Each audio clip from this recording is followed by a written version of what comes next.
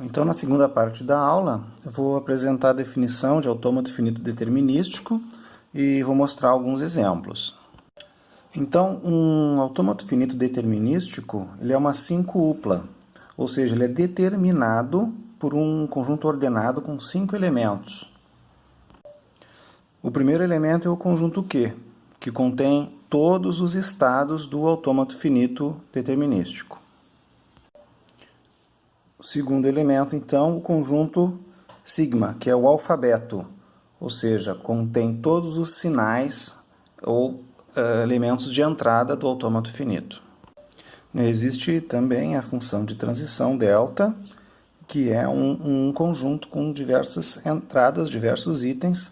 Cada item é composto por um par, um estado e um item do alfabeto, que mapeia para um outro estado. O autômato também possui um estado inicial que é 0, que pertence ao conjunto de estados. E existe também um conjunto de estados de aceitação, F, que é subconjunto do conjunto Q. Então, essa é uma definição de caráter mais teórico. Então, vamos partir para um exemplo concreto de autômato finito determinístico agora. Então, um autômato finito determinístico, ele pode ser representado por meio de um grafo, como esse. Eu tenho aqui que os nós representam os estados. Por exemplo, aqui eu tenho dois estados, Q1 e Q2. E as transições entre os estados são representadas por meio de arestas, como essa aqui ou essa. Então, as arestas são identificadas por meio dos símbolos do alfabeto que motivam as transições entre os estados. Por exemplo, eu tenho uma transição do estado Q1 para o estado Q2, a qual é gerada pela entrada 1. Tenho também aqui a transição de Q2 para Q1, que é motivada ou gerada pelo símbolo ou entrada 0. Existe também aqui a transição motivada pelo símbolo 0, saindo de Q1 para Q1, que é um laço. E também a transição motivada pelo símbolo 1, saindo de Q2 para Q2, também um laço. O estado inicial do autômato é identificado por meio desse símbolo, que é uma seta. Então, o processamento vai iniciar pelo estado Q1 sempre. Já os estados de aceitação são identificados por meio desse outro símbolo aqui, um duplo círculo, certo? Então, o estado Q2 é um estado de aceitação desse autômato finito. Bom, as arestas, então, desse grafo, de certa forma, representam a função de transição. Essa função de transição pode ser representada também de uma outra forma. Então, por meio dessa tabela, então, a gente consegue perceber todas as possíveis transições do autômato.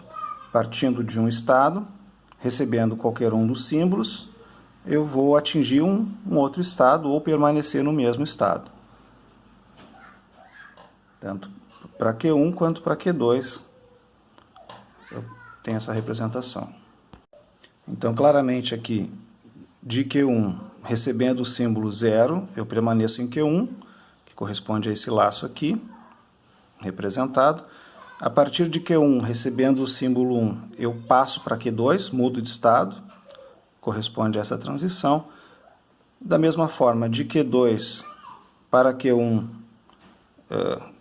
eu sou motivado pelo símbolo 0, corresponde a essa aresta aqui.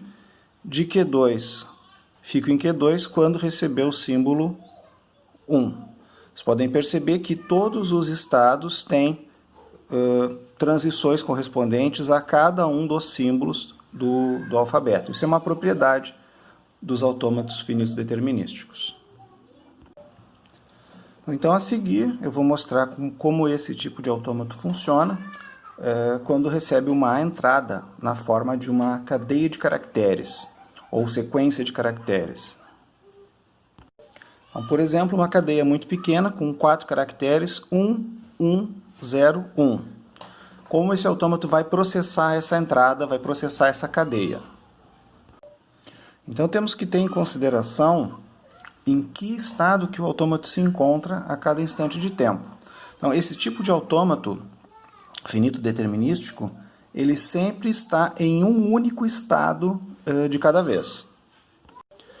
Então, antes mesmo de processar a cadeia, o autômato ele se encontra no estado Q1, que é o estado inicial, tinha sido estabelecido inicialmente.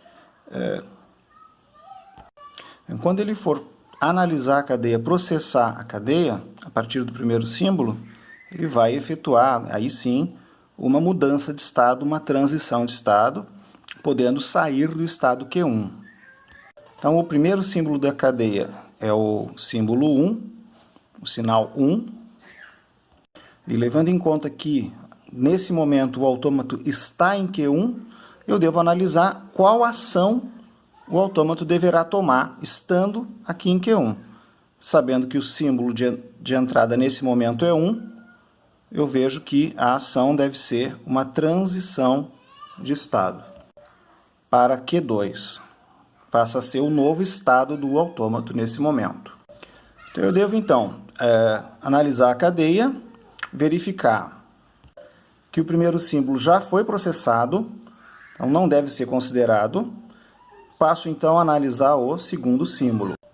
O segundo símbolo é o 1, e eu me encontro agora no estado Q2 no autômato, o que significa, então, que eu devo permanecer em Q2 nesse momento. Então, aqui permaneço em Q2, esse símbolo já foi consumido, já foi considerado, não devo voltar para esse símbolo no futuro. Então, estando em Q2, o próximo símbolo a ser considerado aqui da minha cadeia de caracteres é o 0. Nesse momento, então, que ação eu devo tomar?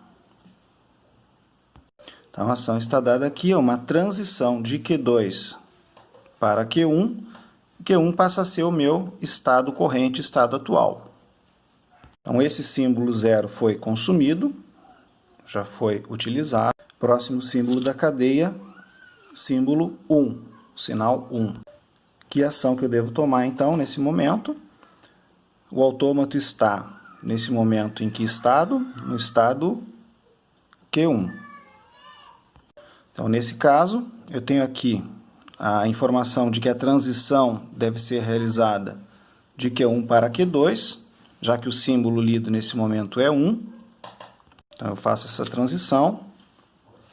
Meu estado corrente agora é Q2. Esse símbolo 1 foi, então, consumido, foi utilizado. Esse era o último símbolo da cadeia. Então, eu processei toda a minha entrada. E, nesse momento, ao final do processo, eu me encontro no estado Q2. O que significa, então, que, por ser um estado de aceitação, esse meu estado final, ele representa a aceitação da cadeia como um todo. Então, eu poderia usar a expressão de que a cadeia 1101 ela é aceita pelo autômato. Podem perceber que se eu tivesse um caractere a mais nessa cadeia, fosse esse caractere 10, eu já teria uma outra transição aqui e encerraria o meu processo não em Q2, mas em Q1. Então, essa palavra maior, ela não seria considerada uma palavra aceita pelo autômato. Vale como exercício, então, procurar entender que tipo de palavra, qual é o padrão das palavras aceitas por esse pequeno autômato e, por consequência, qual o padrão das palavras não aceitas por esse autômato.